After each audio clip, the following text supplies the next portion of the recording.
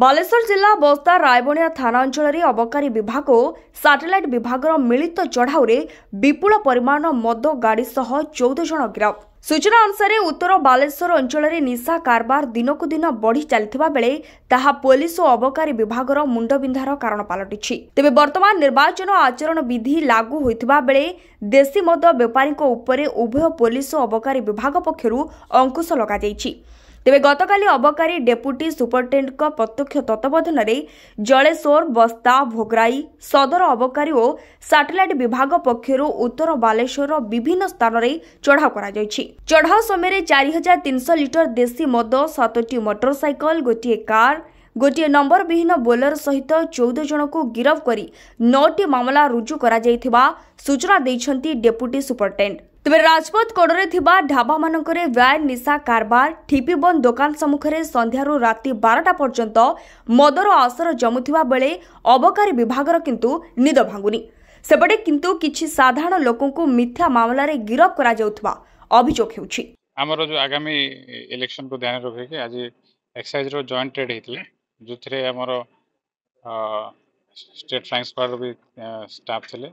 हमर district mobile unit रो भी थिले सहित सदर रेंज री स्टाफ समस्त थे नीलगिरी रेंज भी स्टाफ थे पाखापाखि कह गले टोटाल जिलार मैक्सिमम स्टाफ मिसिकी कंडक्ट करूँ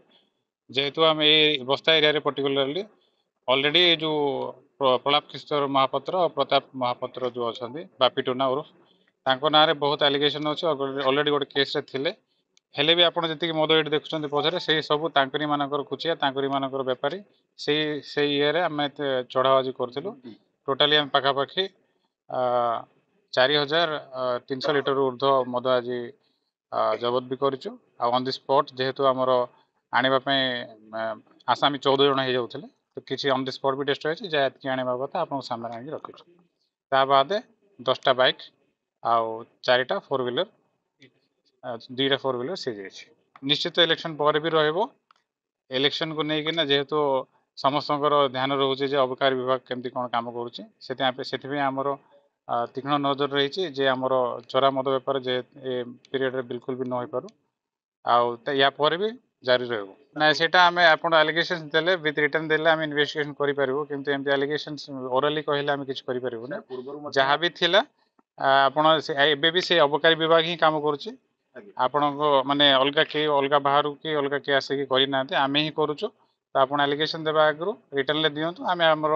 इन्वेस्टिगेशन करके तार रिजल्ट दे आज टोटाली आमर 14 जन आसामी अच्छा से केस 9टा केस सब टोटाली ना ना शुणु मद बेपार करने आम कहीं उसकू आमर अबकारी विभाग मुख्य काम होम लीगल बिजनेस को बढ़ावा देवु जे फॉरेन लिकर हो IMFL ड्यूटी पेड आ इलीगल को आम तेले मात्रे आम सपोर्ट करूँ ना आपण जो 41 कथा कहते हैं कोर्ट प्रोविजन अच्छी सुप्रीम कोर्ट ऑर्डर गाइडलाइंस भी अच्छी केतरा केस देवाक पड़े से कहले आम कौन कर। बालेश्वर भरत कुमार दास को रिपोर्ट नीलाद्रि मीडिया लाइव।